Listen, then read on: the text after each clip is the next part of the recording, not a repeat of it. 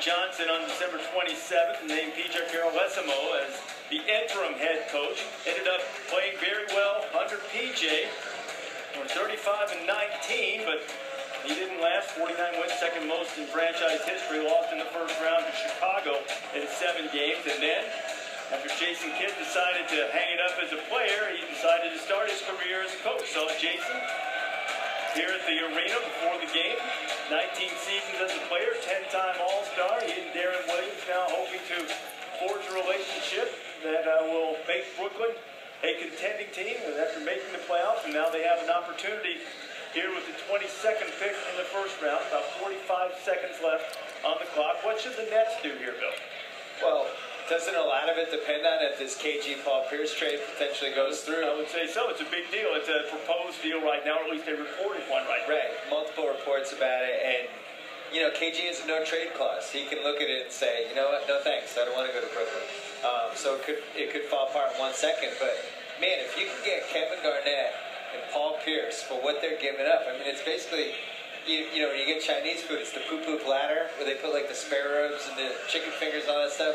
The Nets aren't giving up anything. They're giving up non-lottery picks, $30 million of Gerald Wallace. What kind of trade is that? You shouldn't be able to get Kevin Garnett and Paul Pierce for that. Spoken like a true Celtics fan. He's already talking about the Wallace. We're retiring both of their numbers. We're going to get Gerald Wallace's contract back? I actually agree with you. But for the Nets, it's not about now.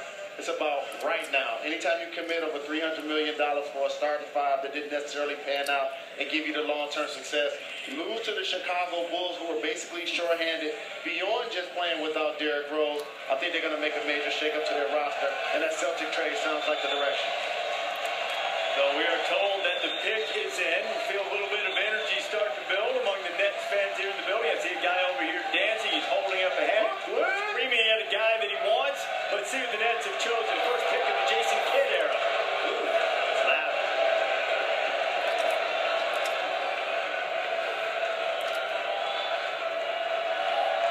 With the 27th pick in the 2013 NBA Draft, your Brooklyn Nets select Mason Plumlee from Duke University. A very popular pick as the former Duke star. He's going to play here in Brooklyn. Mason Plumlee averaged a double-double this past year and has a home with the Nets. Jay's crying. I didn't realize you cried when Duke players got picked. No, I cried when I got picked late. That's when I cried. Now, Mason Plumlee, he's the best player that was remaining on the board. I have him rated at 13. He's super athletic. His brother Miles went last year in the first round to Indiana, who's just as good of an athlete, but I think Mason's actually a better all-around player. What he is a high-volume rebounder. For the last 3 years, Mason Plumlee has averaged over 12 rebounds per 40 minutes.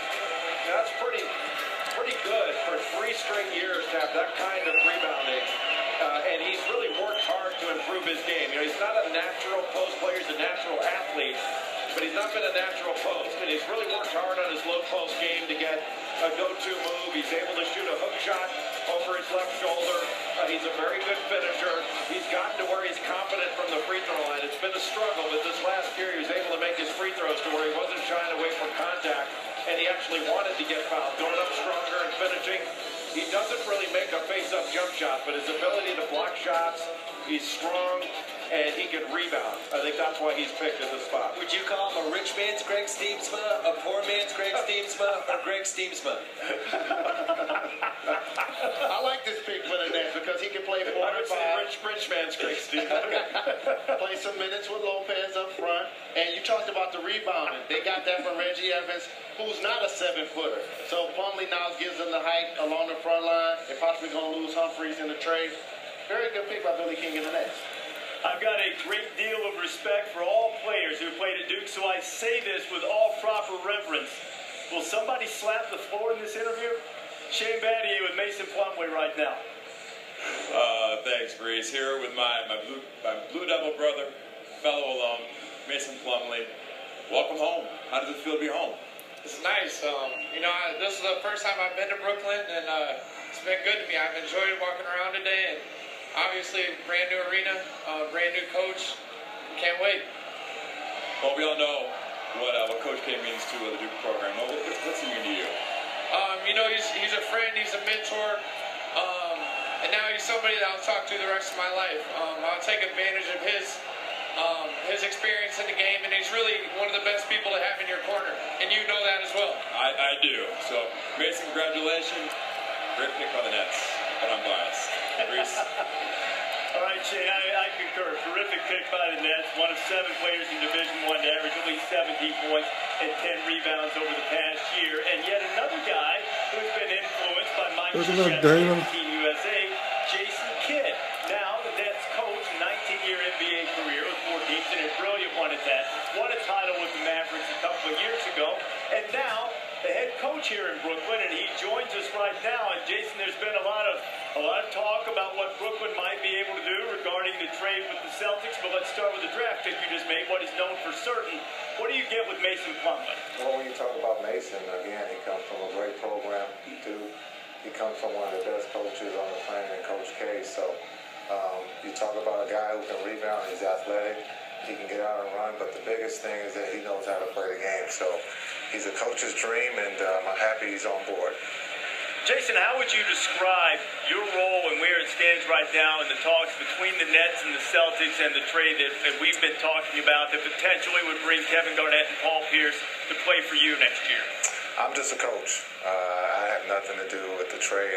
There's nothing really to talk about. That's with Billy and Ainge or Boston and Brooklyn. So there's nothing to report. Again, I'm very excited about Mason. We got the best player right now at that spot. So that's all I can really talk about right now. Congratulations, coach and fellow alum of the 1994 NBA draft. Thank you, Jalen. Expectations with the Brooklyn Nets. What do you expect this year? It's exciting. We have a great owner, great management, and we got great players. So, why not have a high expectation and look at trying to win a championship? Jason, what's been the biggest learning curve? I know it's early in coaching, but what's been the biggest learning curve for you in the first few days taking over as the head coach of the Nets? Just the business side. As a player, you just worry about keeping in shape and working on your game.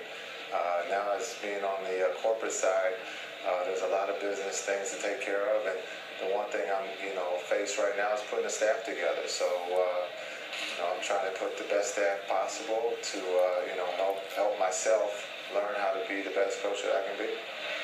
Hey, Jason, it's Bill. I got to ask you about the Knicks. Last year, people were thinking they had a chance to make the finals at one point. Are you surprised with how that season ended?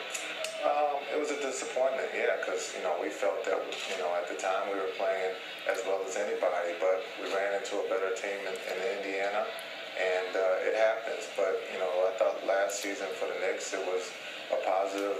It was going in the right direction. You have one of the best players on the planet, and Carmelo. So, I thought we had a great season overall, but anytime you come up short, with not winning a championship, it's a disappointment. Jason, wish you the best of luck. Congratulations on the selection of Mason Plumlee, and hope you enjoy the time as coach. We look forward to watching you. Thanks, guys. All right, Jason Kidd, new head coach of the Brooklyn Nets, and he mentioned that when he was a player for the Knicks, they ran into a better team in the playoffs, the Indiana Pacers. That is precisely the team that is on the clock right now with the 23rd pick of the first round, and Pacers who came within one game of making the final. And they've done a great job nailing non-lottery picks, too. Larry's back, yes! The legend!